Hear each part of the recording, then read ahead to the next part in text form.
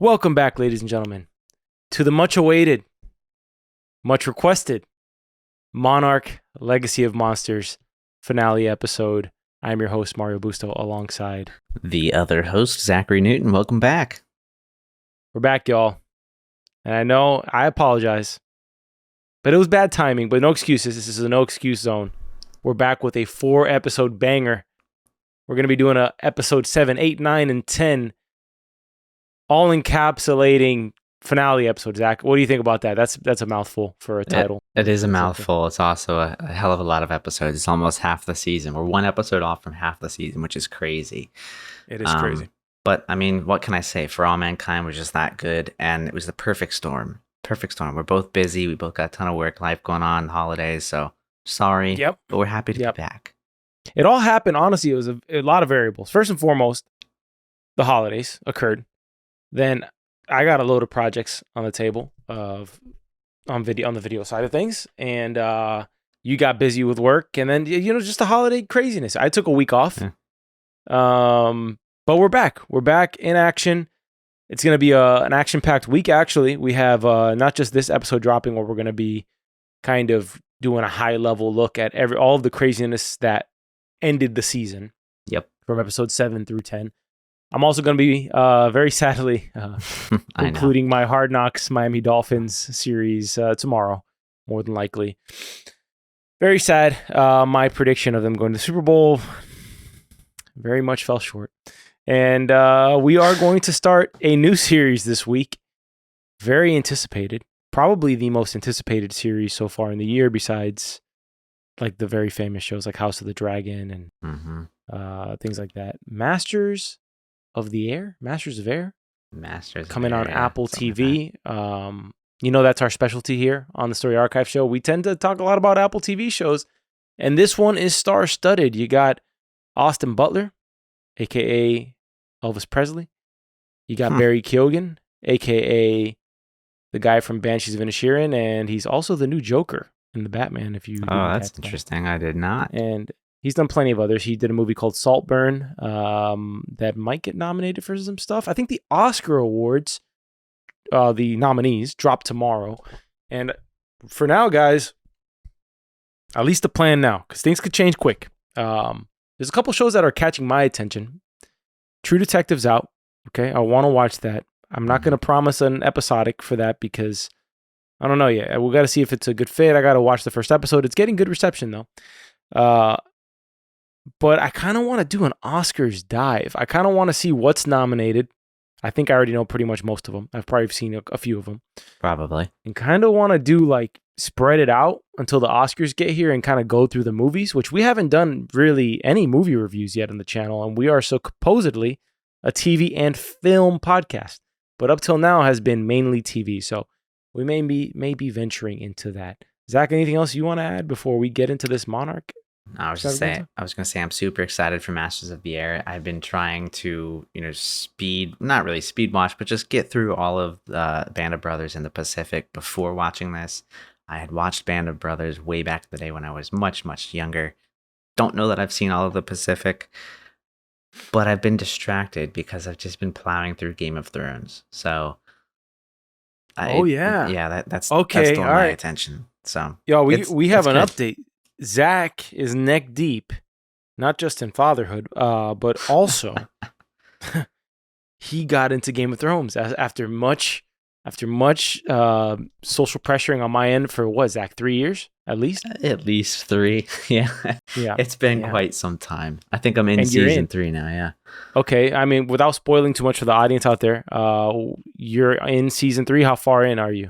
I think I'm in the first 2 episodes. It's pretty early in the season. Has anyone gotten married yet? Not yet, no. But they're getting there. Oh, cool. All right. Yeah. All right, let's get started with Monarch. Let's get it going. Maybe, we'll do a retrospective on Game of Thrones at one point, but we might. Right. Maybe we'll do like the last couple of seasons. We'll do episodic. I'll rewatch them and we do like a last 2 season thing of Game of Thrones. That'd be cool. Anyways, I don't know. Let's get into it, Zach, shall we? Let's do it. All right, I gotta say, y'all, part of the reason why this episode's dropping so late is because episodes 1 through 6 around 4 through 6, I started losing interest in Monarch Legacy of Monsters. But I gotta say, I'm very happy that episodes 7 through 10 brought me back. And at first, I wasn't expecting that to occur. But this may be the rare scenario where we may be heading into season 2 of Monarch, which is almost inevitable, I'd have to say. It's nearing the top of the Apple TV popular charts at this point, behind Flowers of the Blood Moon or the Scorsese flick with DiCaprio. Yeah. We might be leaving off this series in a more interesting place than we found it, which is on Skull Island. And if you've listened to the show before, we're not Godzilla experts, but we do know about Skull Island, and we do see the cameo that Kong has at the end. So it should be pretty interesting. We get introduced to Brenda, who is May / aka Cora, her boss that led May down this road of being on the run. You know, when Kentaro meets her, she's very much 2 years into her exile from the States, right? Yep. Brenda's played by Dominique Tipper, who is on The Expanse. I have not watched The Expanse past season 1, so that's another show that I've actually been wanting to re-explore and go down and kind of see if it keeps my attention there. But I knew the moment I saw her come in as the boss that she wasn't coming in for a cameo, that she had to have been playing a bigger role. And then when they rebrand the company to Apex, that's when I knew, okay, she's here for the long haul, you know? Yeah, absolutely. Intense character, too. I'm not sure that I like what they were doing over there at whatever the name of her old company was. You know, I got to say, though, May... Because we're going to call her May in this episode. Oh, I prefer May over Korra. Anytime you say Korra, my mind just immediately goes to Avatar, not the blue people that ride water creatures. And the Last Airbender. I mean, like the Last Airbender sort of Avatar. Yeah, speaking of that anime. I have to specify that too, by the way. No, I think a lot of people out there know that show. I'm one of the few people I know who hasn't watched that in its entirety. But I did finish another anime. Jujutsu Kaisen season 2 was insane, but I know you don't watch anime, so I won't digress into that very much. I gotta say, May went from one of my favorite characters to begin the year or to begin the season into one of my least favorite characters to end the season.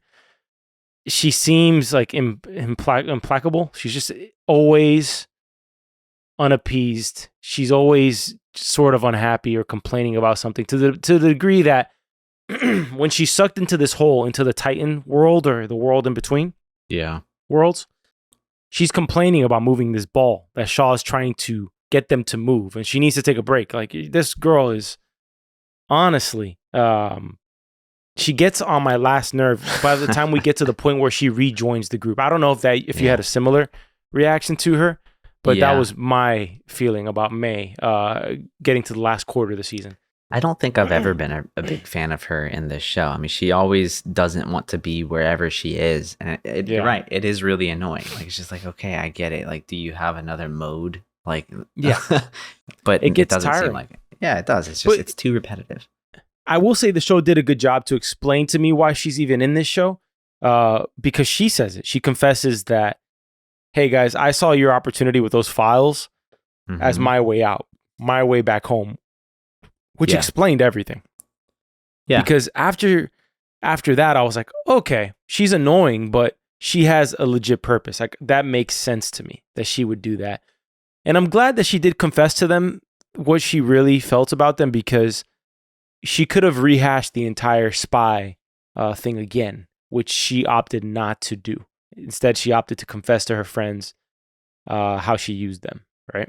Yeah. And I was okay with it too. Like, I liked the way that, like, her story kind of, like, I guess, came along. Like you were saying, like, I like the reason behind why she took the files and why it was important, not just trying to, like, sell information necessarily. But it still doesn't make her, like, a great character in my eyes. Like, my favorite is still Kentaro, I think, till the end of the episode. Really? Yes. I think Kentaro. Okay. I'll tell you who my two favorites aside are. From Shaw, because Shaw is, like, he's my favorite. And then let me see. Kintaro's grandmother, Kiko. Kiko? Yeah. Okay. Kiko, I think, is my second favorite. And then Kintaro, I like. Though Kintaro started to get on my nerves as well towards the end of the season, where he becomes a bit mopey. And it's just like, again, it's like, okay, I get you're upset, but let's move on a little quicker, right? Like find a purpose or something. It just, like, we just sat in that a little too long, I think. You know, I think that's one thing that the audience out there is going to get from this podcast is that we are anti-mope club in terms of any characters that mope for too long. It's like, all right, dude, we get it. Like, things happen, but keep it moving, right? Exactly. Kentaro did go through that rut for an episode, but I'm going to be honest with you. I texted you on episode 7, I think it was. Yeah. That's the episode where we get the Korra backstory, right? How she essentially found the chimps being tortured in the basement, and she's like, I can't do this. I'm getting paid too much money. I'm very unhappy. And by the way, she's getting paid a ton of money. I don't know what they were doing to those chimps, by the way. No idea. I don't know if it was legal, if it was illegal. I'm assuming it was illegal, considering they didn't call the law enforcement on Korra. Yeah. Nonetheless, she was getting paid well. I just think that the woman kind of seduced her in terms of promising lots of opportunity and lots of promotions. But I got the suspicion that there's a little bit of romantic attraction between, I don't know if it's one-sided, but it sure feels like Kate and May got a little thing going on, because Kate cares a little bit too much about May for my liking if I'm Kentaro here. And you even get a very focused on shot, which everything's intentional in the production world, right? So when you get that shot of Kate putting her arm over May's shoulder in the car after she brings her back into the fold, and then that camera kind of pans over to Kentaro, who's looking at him like what's going on? Because even Kate, I mean, we know Kate's a lesbian, and she's been unfaithful to her partner, right? She was like, she's kind of like Hiroshi Jr. She's kind of like a two-timing lover, right? So maybe she just wants a piece of any action she can get. Which is kind of funny because of, I mean, think about how annoyed she was with her father. you know, there's a saying for that, right? The apple doesn't fall far from the tree. Is that the saying? Yeah, there's plenty of different sayings that we could have used as well. But surprisingly, that little thread didn't go any further until Kate damn near throws herself into a black hole to go chase May when she falls into the hole. So I'm assuming season 2, we get a little really controversial love triangle there, which maybe the writer's room of For All Mankind season 2 or 3 has like a connection to the Monarch room in terms of love triangles we don't want to see. So maybe there's like some sort of common thread. That guy or girl kind of weaseled their way into the Monarch room and like, let's do this. Yeah, well, I will say though, what do you think about this? The Monarch, no, I'm sorry, not the Monarch. The For All Mankind triangle that we saw was a bit more, like it got me more involved. I was much more annoyed about. Oh, it was much worse. Yeah. I agree. Let's talk. I think the way we should do is just keep talking about the different characters. Let's talk about Tim. Tim goes from reviled to probably one of my favorite damn characters on the show. And there's moments in this where I do feel like Tim's carrying these kind of blah characters of Kate and Kentaro to the finish line. He's making their scenes all the more interesting. First and foremost, he survives some miraculous way, survives an entire mountain collapsing on him and walks his ass to it. People died in that accident with the helicopter. But he won't. Yeah. He won't die. I mean, we got the car wreck earlier in the season. To your point, the mountain. It just, when does it end? I like him, though, personally. And he's gone from bad guy to, and from the beginning, he always felt like a misunderstood good guy. Yeah. Right? He's very in love with the Randa family tradition. Seems very motivated to get these kids back into the fold to continue the Randa line, right? Yeah. But does have questionable decision making when it comes to the bosses he chooses, because he does seem to strike up a partnership with Apex Cybernetics at the end. Yeah. By the way, there's a video game called Apex Legends, and there has to be some connection between Skull Island and Apex Legends. I do wonder if they're trying to tie some. I don't know if there's any. I mean, Apex Legends. It was a fun game. I don't see any connection there. Let me look it up. Apex Legends Skull Island. Do that. Yeah, man. Why did Apex remove? Yeah, it's definitely connected, dude. It's definitely connected. Okay. Anyways, I don't know how. I don't think it's licensed or any sort of canon or anything like that. But there's some sort of connection there, or maybe just the Respawn, the developer behind that game, is into the lore of Skull Island and all that stuff. But okay. Anyways, Tim, he kind of goes from Monarch shill to guy with the backbone who's instrumental really in bringing Kiko, May, and Kate back into the world. Now, I don't know why they end up at Skull Island. We lost 2 years there. They were down there for seemingly a couple of days, and they lost 2 years, right? Which we did get answers about that. We got an answer for why Lee, which by the way, I was a little bit dissatisfied with what happened to Lee, which we can talk about now. Okay. We get the backstory of earlier in the season, Kiko falls into that hole, right? Mm-hmm. And we're going to talk about just how selfish it is for Kiko to have put herself in all these dangerous situations, considering she had a child. But we'll continue. Lee is the one who goes after her. All right? Yes. He goes into the hole about 3 years later. He stays in the hole for about 2 weeks. That's what he says. It was about a week and a half by his estimation or something like that. Yep. He comes back 20 years later. He left in 1962, comes back in 1982. The moon landings happened. Everything he's missed since he's been gone. He has very much a crisis, like a kind of like a life crisis in terms of when he realizes how much time he's lost when he meets Hiroshi, right?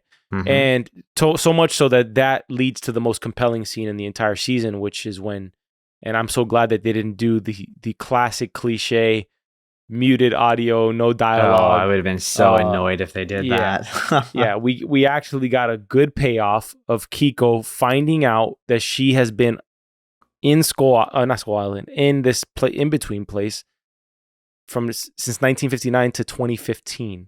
Yeah. And that her husband, Bill Randa, is dead, and that her son is now like 40 plus years older, right? Yep. I feel like her son is older than her at this point. Yes, her son is. This is an Interstellar type of thing where now McConaughey comes back and he's older than Murph, right? And she's una viejita. She's an old lady, and he comes back and he's still a young whippersnapper going after Anne Hathaway on some distant planet to colonize a new system, new generation. Yeah. She's definitely older than Hiroshi. I'm kind of surprised that she's back. She's going to probably be a main character in season 2. That was a surprising twist for me. I wasn't expecting that one. I wasn't expecting it either, mainly because I thought she was dead the entire season. However, the closer we got to the end, I was like, man, there's something else down there. We're going to find her. She's like, Lee went down. He came back. She's got to be alive. Once everybody fell into the hole when the building blew up, that's when I was like, all right, she's not dead. However, I think I'll be okay with her being a main character in like a season 2 because I will say right now, like I view this show in like 2 different ways. There's the version of the show that plays out in modern time, and there's the version of the show that's like historic, and you're always getting caught up on what happened in the past. I much prefer that version of the show personally. I'm not as much of a fan. The present day or the past? The past. I'm not as much of a fan of the present day storyline. Now, maybe as we get into season 2, like they'll redeem themselves. I think it'll be more interesting. I'll like modern day, but I'm really glad to see more of like the old characters coming into this. Like we've got Lee, now we have Kiko. At least, sorry, we don't have Bill. But I mean, hey, at least we got 2 interesting individuals. Season 2, I would totally lean in. Like my humor, I would totally lean into the fact that she's missed 50 plus years of tech innovation. Oh yeah. And just her constantly confused that everybody like on their phones and texting and stuff like that. That's where I would lean into for my humor in season 2 if I was in the writer's room. I'd have a lot of moments like, what's an emoji? Stuff like that, which would be kind of hilarious. Seems May has a purpose now. We talked about this, how it made sense, how she used Kentaro and Kate, but we see now how she's going to come into play because her boss is somehow connected into this, which what a small world, right? She does something illegal. Yeah, she does something illegal against Apex, right? Then she goes to Japan and meets the only real competitor to Apex, which is Monarch, right? Because she meets Kentaro and then gets wrapped up with those people. So talk about the odds of that one. Also, for all of that wanting to see her family again, she leaves like right after she gets home. Yeah, I think she just lied. She's always lying. She just likes being on the run. She's like a nomad. Again, May, the person that is never happy anywhere she is in this show. Not happy away from her family, not happy with her family, not happy working at a company, not happy destroying the company. Not happy on Earth, not happy on Middle Earth or wherever it was. Classic, Hollow Earth is what I would have called. Classic shiny object syndrome from May.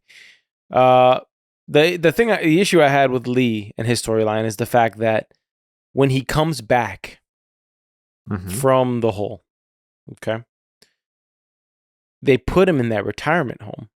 Yeah. And he wastes away there for easily 40 years. 40 years. 40 years, 92, 02, 2012. About 33 years he wastes away in that retirement home, which to me was a very dissatisfying plot twist, right? The only time he snaps out of it is when that news report pops up for G-Day, wherein Godzilla attacked or whatever. But I found that to be such I would have preferred, but then again, you do really have to age him, right? From young Lee to Kurt Russell. And there had to be a significant amount of time. So I agree, but I feel like it eliminates any potential for more like Wyatt Russell, young Lee Shaw storyline. I mean, like you've got to go back to pre, coming out of the hollow ground or hollow earth, right? Like it's just hard for me to believe that the Lee we saw come out of that hole would have been okay to waste away for 33 years in a retirement. No, man. Like that guy had so much drive. Like he had purpose, and yeah, I don't know, man. It's like they just flipped the switch off on him. He sat there for dude. Like he sat there longer than I've been alive. the most stubborn insane guy on the show. Yeah, is gonna sit there and be force medicated. Give me a break. He took Kentaro's mom, which we saw the scene of how Hiroshi meets Kentaro's mother. Yeah. It's in the hospital when he sees his Uncle Lee again. He gets Kentaro's mother with a freaking phone cable around her neck. Like this guy will do anything to do what he wants to do. And here he is settling in a retirement community. Like granted, I know he was captive there, but that just didn't sit right with me. Right? No, not at all. Interesting enough, we do find out Kay had a child. And the whole season we were debating of who Hiroshi's father was. Turns out it's neither Bill Randa nor is it Lee Shaw's kid. Nope. It's some ex-Japanese soldier who died in the war, right? Or maybe not a soldier, but Japanese guy. I don't know if he was in the military or not. I don't know. But she is a widow. And the reason she didn't mention the kid before is because this was the 50s and they were already discriminating against her from being Japanese. And she didn't want the extra taboo, or what is it? Stigma? Social stigma? Yeah. Of being seen as a widow, right? Yeah. Well, we were wrong on that. Yeah, we were both wrong on that. What'd you think in terms of that whole storyline with Kay and Hiroshi? Were you satisfied or dissatisfied? Because I also was hoping that we would have gotten like whose kid is it? Because when Bill comes to her house at night, when the ant goes through the map and he finds out that there's a world inside of a world, right? Which, by the way, speaking of Interstellar again, remember when they're describing how to fold time in Interstellar? and they fold the paper and they put the pencil through it. Yeah. I was like, did they just watch Interstellar right before this and just like, guys, I've got a great idea. Yeah. Oh, by the way, something happened that I know you had to have rolled your eyes at, which is where Kate, Kentaro, May, and Tim are in the office, and they're like, we got to find where Lee went. Where could Lee have gone? And Kate's just going through, there's boxes everywhere, there's papers everywhere in this office. And she goes, the first paper she picks up out of the box, she goes, guys, you're going to want to take a look at this over here. And just, of course, it's the exact file. It's the exact case of when Kay went missing. And it's the exact location where Tim's are like, oh, they're in Kazakhstan. Which everybody just jets from every place. There's no time passing. It's just everyone just jets from one location to the next.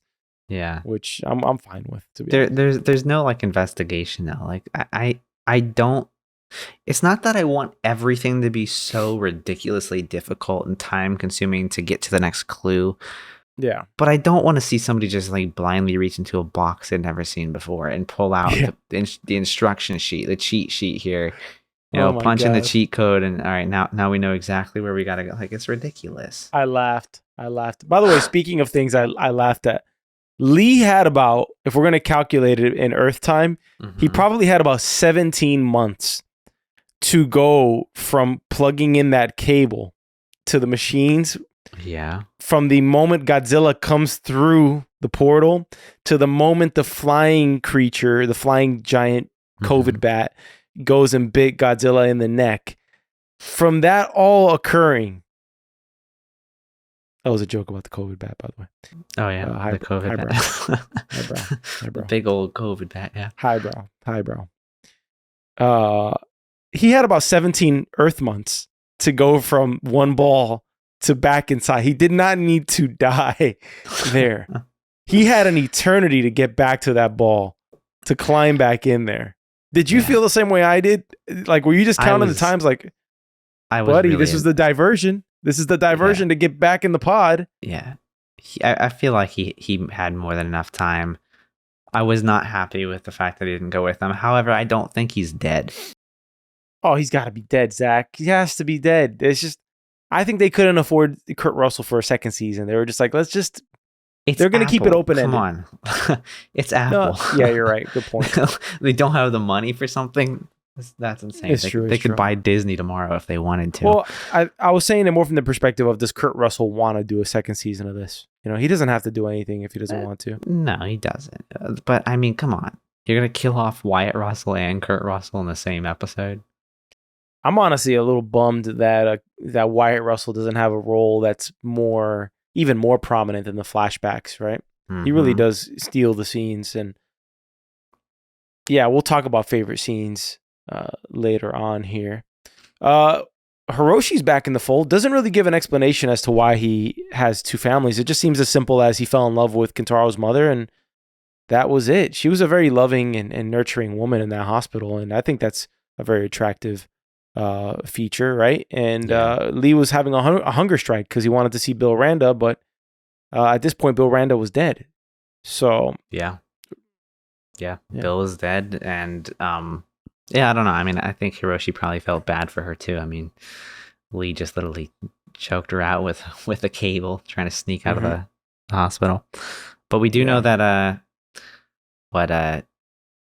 Kate's mother was first, not Kentaro's. So that's something that we got an answer to, I believe. No, I thought it was the other way around. I don't think so. I'm pretty sure it was he was with Kate's mom in San Francisco, and they found Lee and then came over here to Japan. Oh, yeah. Because that's where Lee was. Good call. Then Lee choked the nurse with the cable, and then I think that's when Hiroshi fell in love with her. But I do believe it was after he was with Kate's mom already. Did you have a Lee identity crisis, thinking that maybe he was a villain at a certain point, the way he was acting? There's been many times in this season where I kind of thought he was, I don't know if I'd say a villain, but I definitely felt like he had ulterior motives. Well, you obviously know that he's not in line with the original Monarch mission, right? Because he's trying to blow up these portals into themselves. Like, he wants to close all of the portals down. In fact, the plan was not to go into the hole to go find K. The plan was to shut that hole once and for all. Yeah. They didn't really give you a moment where where he had the hope that K was alive, right? Because they do land inside of the other side, and I'm assuming the moment that they land and survive, he's thinking maybe she's alive. But he was there before, right? Like, so he should have already thought that. He went into a hole 3 years later, came out, 20 years later, because all that time had passed. Mm-hmm. Like, it's a place. She didn't just fall into, like, the middle of the earth into, like, molten lava. It's like she fell into this other universe, basically.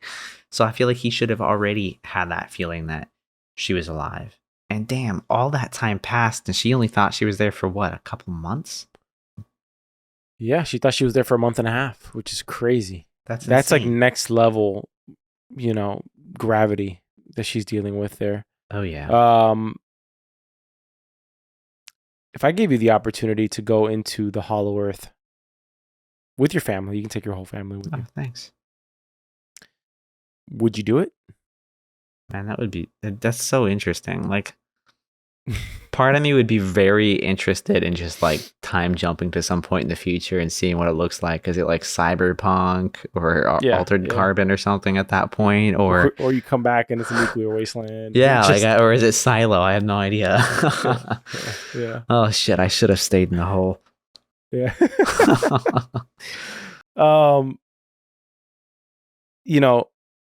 I don't know what I did find it really interesting, the way that you create these portals, which is you got to lure a Titan out and then you got to follow it back in. I found that to be a really cool wrinkle of how to get into this world. Because I was thinking the whole time, like, I was just kind of picturing Godzilla swimming through these kind of like children's playground tubes, like that you find at like a old Burger King or something like that. I got you. It was kind of ridiculous in my head, which is probably why I was losing interest by like episode 4 or 5. I was like just picturing this giant dino swimming, through these tunnels as I do the swimming. Yeah, he's kicking his feet out. You got the breaststroke going on. Yeah. It's very hard to make that look cool. But the way that it happens in actuality is much better than the way I imagined it. Although I do wonder how deep this whole, who made Godzilla the defender of the Titans and the humans? And just, is Godzilla as smart as a human? Like, how does he know to keep these two separated? And you saw the palpable fear in that flying bat's face when Godzilla is the one who pops through that portal. I mean, I'd shit myself too if I saw Godzilla pop through a portal. He doesn't fly away though; he attacks it. How about this? When you shoot Godzilla with a nuke, shouldn't you take a ship out there and verify that the body's gone? Like, don't you think once the giant dino's not there anymore that you didn't kill it? Like, why would General Puckett be that surprised that they didn't kill Godzilla? A giant dinosaur doesn't just disappear in 2 seconds after you shot it. Not by personal experience. There's a lot of upper management in this show that just is really stupid, right? General Puckett, stupid. Verdugo, ridiculously, like, come on. Like, you're literally here to protect the Earth. You see what's going on, and you're just sitting on your ass doing nothing. Shot though. Intentionally. Okay. Tell that to everybody in San Francisco. Well, actually, now that you bring that up, Monarch now is officially out of the shadows, and she does that on a huge press conference, which I wrote down in my notes. You can't, if you're gonna announce your super secret monster hunting organization, you can't look like the villain. And this whole organization looked like the most villainous thing you'd ever see. Yeah. It's like Team Rocket announcing that, hey, we got an organization and trying to gather up all these monsters around the world. Like, that's they looked Pokemon reference, right? Yeah, it is. Okay. It was like there's like this phone that's releasing, or this piece of tech. I forget what it was, but they did a demo of it, and it looked so depressing and nihilistic that it was like, you guys really can't announce a product looking like this. Like, this is horrible. I don't remember what it was, but Monarch gave me those same vibes, which is like you got this all black room with an ominous looking symbol, and we're Monarch, the protector of the world, and we work with every government agency in the world. Like, That's a big hammer drop, man. For the entire world to find out about. And the fact that we've been here for a long time. You've never known that we existed. Okay. And you guys failed. A bunch of people died because you guys apparently suck at your jobs. Right? And on top of this, the announcement happened right after their false alarm. Yeah. Hey guys, that was a false alarm. Sorry. Horrible. We're here to protect you. Our equipment failed, so just ignore that. Okay. Thanks. I think the way Tim would approach her for these suggestions to radically change the company, and the way she was changing her mind in 2 seconds was like the most ridiculous. Like, we gotta bring Monarch out of the shadows. Next scene, we are Monarch. And we are here to help. Anyways. Yeah, it was very fast. It moved very quickly. The whole season 1, it's just a setup for whatever's going to go down in season 2 and beyond. We had to get the chess pieces in place. Clearly, young Lee wasn't important. Neither's Bill, I guess. Let's talk about Hiroshi, Zach. Okay. Nothing about what Hiroshi was doing with his work was a good enough excuse to me to make both of your families believe you're dead. No, I don't. I agree. I don't like why. Like, just it's not like people don't know monsters exist. They freaking know. There was G-Day. I'm sure there was other things. They got flying monsters carrying ships around the world. Like what? In fact, I think that's a hell of an icebreaker to bring it up in a conversation. Like, hey kids, so you remember that monster that killed thousands of people in San Francisco? Well, your grandfather and your grandmother spent their entire lives dedicated to stopping monsters like that from attacking people like us. And they may have had a cockamamie idea that there's a network of these creatures moving around inside of the earth. And I need to go away now to prove this, to protect mankind. I think that's a pretty good excuse for going away for a year. Yeah. What are people going to argue you about? First of all, you probably spend half the year on the other side of the planet all the time anyways. Yeah. And Kentaro, his mother, what is her first encounter with Hiroshi? It's, hey, that young blonde guy, Lee Shaw, he's my uncle, kind of like an adopted uncle. He left about 20 years ago, went in a hole. Yeah. He looks exactly the same. He looks younger than me now. And this is what I'm dealing with. So she already knows the deal. She knows his line of work. She knows that this crap exists, right? Yes. It's just selfish on his part, really. It didn't give any good explanation for why he felt. It would have made more sense if he had been attempting to go into the portal and actually successfully did, or maybe he got really drastically injured, something like that, rather than to leave your entire family in the dark. That's crazy. Yeah. Well, I mean, the only thing I could think of here is that he obviously wanted to work in the shadows. He didn't want Monarch knowing anything about what he was trying to do. I mean, shit, we hardly have any idea what he was actually trying to do. Well, we kind of know. He was trying to lure a Titan out so that he could go in. The plan was for him to go into the hole. I think Godzilla prompted that. It kind of immediately sprung him into action, because the Hiroshi we meet when Lee comes back, right, is not a guy who's looking to spearhead and take up for what his dad left behind or what his mom left behind.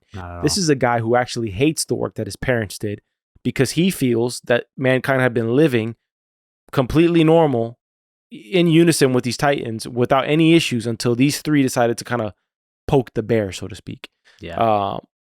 And by the way, it's kind of true if you think about it. If curiosity killed the cat, curiosity in this case could kill mankind. So scientists out there who discover a hollow earth, just leave it alone. Leave it alone, right? Yeah, I suppose so. Although, I mean, I will say, if I knew that there was a Godzilla just walking around, I'd be a bit nervous too. I probably wouldn't start by nuking the monster. I mean, you got to know your enemy before you just try and kill it. No, but I would totally be on team destroy all these holes, plug all these holes as fast as possible. Oh yeah, I would be on team no interaction with the monsters at all. I don't want to study them. I don't want any of that. Only ones we study are the ones that come on this side. I agree. Like, I'd want the holes plugged too, but you have no idea who's on this side or what's on this side. Yeah, true. Either way, Hiroshi now is teamed up with Kentaro. They seem to have made a partnership with Apex. So he went from Monarch, which didn't seem with all of its, imperfections. It didn't seem like the worst place in the world. But Apex seems like the most nefarious organization that you can imagine. Especially with they want to, if I had to assume, and we're gonna get some snarky comment about this, like, you guys do a podcast about a show and you don't even bother to look up the shut up. I'm assuming Apex's endgame is to control one of these monsters as a weapon. If you can map its neural pathways and you can kind of hijack it, you can have Godzilla as like power. Yeah. And she's so villainous. Even when the camera's off her, when she's talking to her boss in her office, and she's like, "Yes, yes, I saw the rebrand. Excellent, excellent." As she's drinking her whiskey or whatever she was drinking. Yeah. If I sat down and did that, just by yourself, feel like a villain. Yeah, just by yourself. Oh, this is great. I wrote that down. I literally wrote that here. Okay, so ending the season here, we leave off with Lee presumably dead. It would be kind of annoying to go back on a new storyline of we gotta save Lee in season 2. I would really not like that. So let's just assume Lee is vaporized. Maybe they don't save Lee. Maybe Lee just finds his way out. Yeah, shows up at the end. Maybe he was like hanging on to a cable or something down there. Maybe he caught that and was just thrown somewhere on the other side of Skull Island. Who knows? Why was that so funny? Because I just visualized it. Anyways, Lee's vaporized unless he was swung across Skull Island somehow. He got caught by a massive monster crab. Yeah, Kei is reunited with her son Hiroshi, which is kind of cool. It's probably the most interesting storyline coming. Kentaro and Mei are now reunited with their father. Not Mei, Kate. And they're going to probably be in the family business. Mei is probably going to take the role of warning these people of doing business with Apex. Tim is going to be in that tragic role once again of deciding between the OGs and the company that wants to make a lot of money. And we got a new baddie now, or goodie, I don't know, in King Kong. So we should be getting heavier monster action in season 2. And they seem to be familiar with Kong at this point because they even shut the doors in such a way that they kind of knew Kong was coming. Well, there's an alarm. Yeah, I mean, this had to have taken, or we have to be way past the events of Skull Island back in the day, like this season. Yeah. Especially with having a base on Skull Island now. So yeah, they know Kong. They have alarms for him along with other monsters. I hope that we get a lot more monster in season 2. I feel like we could have had more in this. Yeah. But I don't know. Maybe that's just me.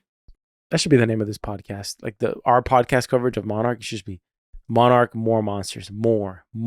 And just put the Adam Driver meme of when he plays Kylo Ren, more on our screen. All right.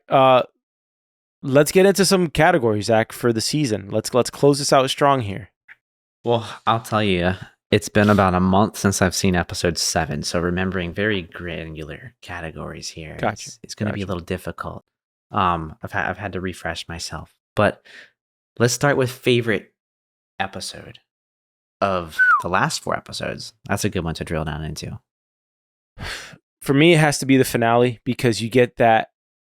What ends up being my favorite scene in the entire season, which is Kei seeing Lee again for the first time. And the fact that those two actors really stole it. Just Kei steals the scene perfectly, kind of just puts these emotions together of what somebody would react like who finds out that, her husband's dead, finds out that her son is probably older than her, that she missed seeing her son completely grow up.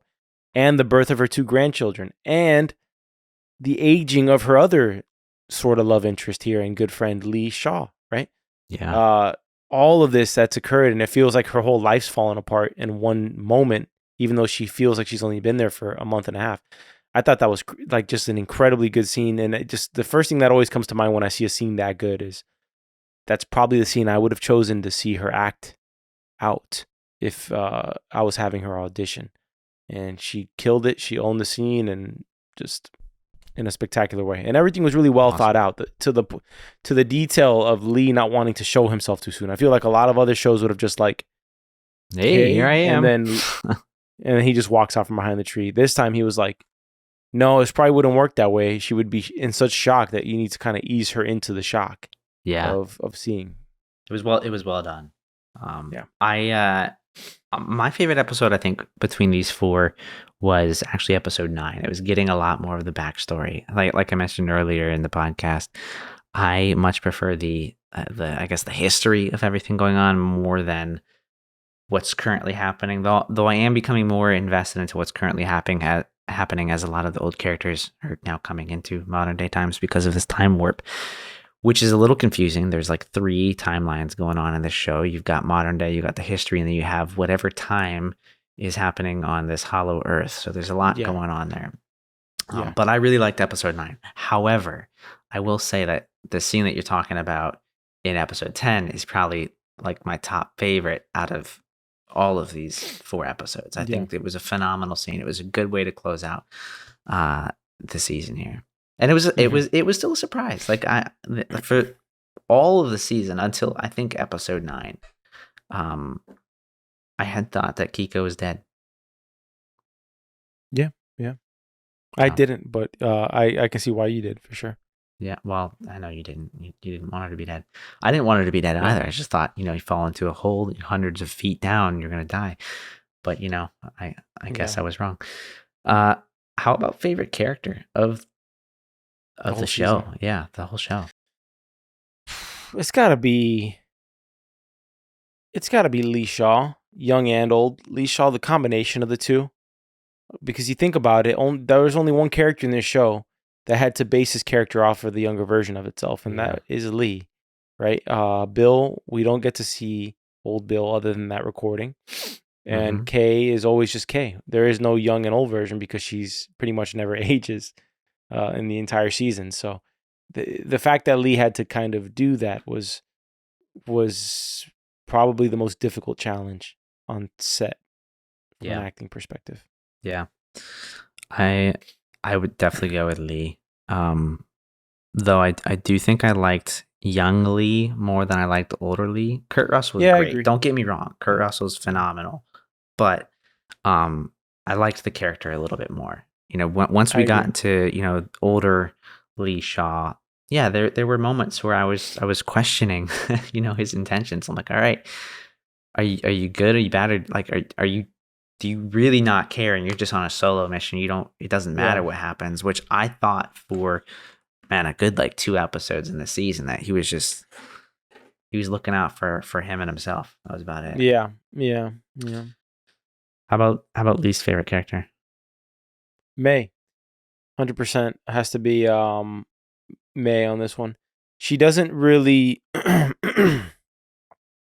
she never gets to a point that's interesting enough for me with the amount of investment that the show spends on her. Even to the degree of her backstory. Nothing comes to play, and I will hope that changes in season 2. But once she gets, there's no real change in her demeanor or in her personality. Nothing seems to change her. I mean, you see Kate go from this timid young woman to this brave leader who's pretty much spurring on everybody at a certain point at the end of the season. You see Kentaro, who finds a purpose, right? Who kind of makes peace with his father. You see growth in those characters, right? But May doesn't really grow. She doesn't really react to anything traumatically. You don't see that. Even when she gets kidnapped, she has a cheesy line that says, I haven't been kidnapped before. How does this work? Stuff that no human being would ever say. That you just want to see a bit more. It's even to her going back to her boss's place to confront her boss.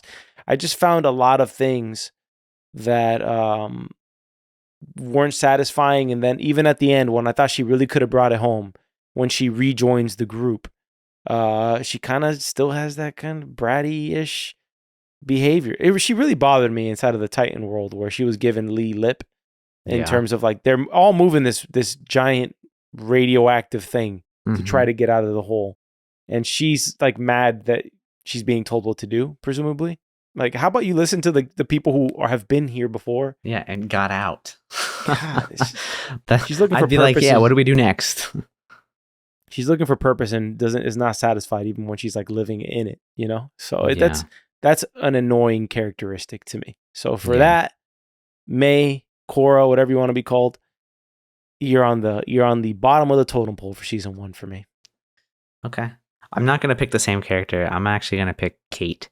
I was not really. I was not a huge fan of her character throughout the whole season. I liked Kentaro's much more than Kate's, but I just felt like I was trying forced to be more involved. Of course you do. Into even beyond what you're insinuating, even beyond that, I thought Kentaro in episode 7 through 9, he's just kind of like, especially in the episode where they have just seen their father in the desert and he just wants to give up on it all. That was like an episode where Kentaro, to the degree where when Lee sees them at the place where Kay fell, he says, I only want to talk to Kate. I only want to talk to Kate. Why? Because he kind of saw the same thing I feel like Kentaro. He's kind of wishy-washy, you know? Yeah. He's not really all in. They're all kind of wishy-washy. I mean, Kate, May, and Kentaro, they all kind of are. Yeah. Kentaro and May do have, like, I feel like they are good for each other in the sense that they both have just this, like, man, they just like to complain. They like to quit. They like, I don't know. They don't seem that invested. This general I just thought his character was a little more interesting. I feel like there was maybe a little more depth to it than Kate's. But that's just my preference. What I liked about Kentaro is at the end, he did have an attachment to his sister. He was fighting for that relationship, that sort of thing. I think he totally has kind of lost it for May, to be honest, but he has been trying to salvage his relationship with his sister because it's just odd. There's absolutely no romantic chemistry between him and May at all. Like on screen, there's none. No, anyways. Not. I mean, there was some in like the flashbacks back earlier in the season, though. But that was I mean, we pick up the show really, and this is after they had broken up already, right? Like, so the only true. like we start out with them not being together anymore. So yeah, I mean, we get in the flashback. He ghosted her, and then I mean, I don't know, like there might be a Kate May storyline going on in season 2. I really couldn't tell you. But yeah. Anyway, any categories that you want to go over in this? That's whatever you got, man. You're the category king. Well, those are the ones that I have before we get into the bets. That's it then. That's it. Let's get into the wagers. If you're listening to Story Archives for the first time, we do wagers at the start of every show. Whenever the show lends itself to wagers. Yes. Zach, I think you're on a losing streak now. You lost the For All Mankind season finale wager. Yeah, I did. I'm still waiting pay up on that. You did win Invasion, I think. I won Invasion. I won Foundation. Like I was on a winning streak. True. I was on an 0-2 streak. Yeah, that's right. So that's right. I don't know. Maybe we just trade off back and forth with each other every now and then. I couldn't tell you, but what I can tell you is that, as you mentioned, when shows lend themselves to a good bet, we bet on it. We had 2 bets for this season, which is the least that we typically do. Yeah. Which is interesting. But what I can tell you, well, I'm actually not going to tell you because that would give it away too quickly. So the first bet was that Kiko was dead. That was my bet. And you said that Kay was alive after being dragged down into the pit of hell, to use your own words. So you won that one. The second bet was that Lee is the father of Hiroshi, and you bet that. However, I bet that Bill was the father of Hiroshi. So we both lost that one, which means that you won the bet for this too. You won by one. You by like, I don't even know what to call that. If I didn't even specify Bill, if I just let you be like, yeah, sure, I think Lee's the father, I would have won. At least we would have tied. But Victory by I mediocrity. am on a losing streak, and I have a feeling things will change as we get into Masters of the Air. I have a feeling too, because you've been doing catch up with all of the Band of Brothers and the Pacific, which I wanted to start this week and see how many episodes are in Band of Brothers as we go into. It's not all that many. I don't think they're connected, the stories, by the way. I will say this. I don't think they are either. I'll bet right now the Germans do not win the war. If you want to take me up on the other side of that, you can. I'm good. I'm good. I see the history there. I am not going to take that one. Right, cool. There's 10 episodes of Band of Brothers, and I think there's also 10 of the Pacific as well. That's going to be tough to get through before Friday. Oh yeah, because they're meaty. They're great episodes, but yeah, they are meaty. Like there's a lot of stuff that goes on, and they're all like a solid hour. They're not Monarch where you get like a 46-minute episode. No. Yeah. Let me tell you, I am really looking forward to this show on Friday. So I hope you all tune in. I hope you all have seen the amount of content we've produced over the last year for you guys. We talk about shows we enjoy here. Simple as that. It'll always be that way. And we hope that if you're on the same, we hope we can curate some good shows for you guys to watch, because we've had countless people write in or just chime in some regard where they may not have watched the show, but because we were talking about it or because we recommended it, they got into it. It's always good to know when you get home at night, you kick your feet up on your ottoman or whatever you got, a coffee table like me, that you got something you want to watch, right? And this is a star-studded cast for Masters of the Air. This is definitely the highest billed one.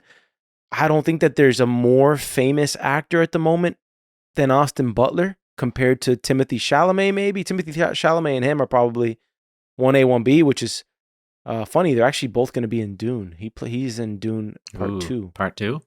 Yeah, he is. He plays the villain character. He's unrecognizable in it. I forget what the name of the character is, even though I read it. Anyways, I haven't watched a single trailer for Masters of the Air. I don't know what it's about. I know it's based on a true story, but join us on that. We want to thank each and every one of you out there who has tuned in and has helped, kind of week to week. We see you guys are listening. It's the perfect encouragement for content creators such as ourselves to see that you guys are out there and you're enjoying the content. We hope to just create more and more great, entertaining shows for you all through 2024. Zach, there's a lot of people quitting YouTube. It's kind of like a trend right now. Really? Like famous. Did Marcus Brownlee just quit YouTube? I think he just quit. Maddie Hapoija just quit. Like a bunch of people are just quitting, and we're just ramping up here on Story Archive. So, if you need some content to fill your ears, make room for us. We'll keep it moving. But Zach, I think you'd be really good at the Marcus Brownlee content in the future. I know that's not necessarily Story Archives content, but in terms of like tech review stuff, if you don't know this about Zach, he is very much the tech guy. He knows everything on your Apple iOS updates that you don't know. He knows just about everything when it comes to having a motherboard. Like he can talk about it. And so the fatherboard. Kidding, that's not a thing. That's a dad joke, bro. That's like you have graduated to dad jokes now, dude. And man, I've been keeping it in my back pocket for the last 20 plus years. Holy crap. That was like literally a dad joke. All right. But I think you'd be good at that, man. I think that there's something to look into there down the line. I might give it a shot. More content for the channel. It would be a sister network, like a sister channel to Story Archives. But nonetheless, we got that coming for you. We got a bunch of stuff planned for the year. And that's all we can say. We hope Silo Season 2 comes out this year. I really want to do Severance Season 2. There's a bunch. The Bear. I really want to dig into The Bear at some point. Do that some justice. And House of the Dragon. Now that my boy Zach here is watching Game of Thrones, it'll be perfect timing to get into House of the Dragon. And that's what we got for y'all right now. As always, leave us a like, subscribe, leave us a 5-star rating with a review, right? And you don't have to leave the review. The 5 stars really do help, though. They really do help for our discoverability out there. And if you want to support the show, because Spotify is sunsetting their ambassador program, which was bringing in a good amount of ad revenue for small businesses ourselves, and enough to pay for the tools that we use to produce the show. Really, literally to pay for the tools that we use to produce a show, to edit the show, to make it easy on us to do that. They're sunsetting that. So if you want to support the show, we're not going to ask you to, but just out of the kindness of your heart, if you feel so led and inclined to do so, we appreciate it greatly. And I think you can, that's a tax deductible, right? If you donate to... I don't know. I mean, Patreon's the best and easiest place for it, but I don't know if it's tax deductible or not. Not financial advice. All right, y'all. Until next time, stay tuned. You can watch my heartbreaking conclusion of Hard Knocks soon this week, and you can stay tuned for the premiere of Masters of the Air coming to you live on Story Archives. And also be on the lookout for a new show thumbnail this week. At some point, we're no longer going to have the monsters and the spaceman on there, so it'll be something new. Yeah, absolutely. Well, thank you for listening to the final episode of Monarch Legacy of Monsters by Story Archives. You can find this podcast anywhere you find podcasts, Apple and Spotify podcasts primarily. Google Podcast is officially being sunset very shortly. Yeah, so that's going to be gone. But you can visit us on YouTube at Soapbox Podcast Network, visit our website at soapbox.house, email to contact@soapbox.house, and there is a link in the description below to sign up for our quarterly newsletter. Excellent. Until next time, y'all, we'll see you on Masters of the Air. Peace.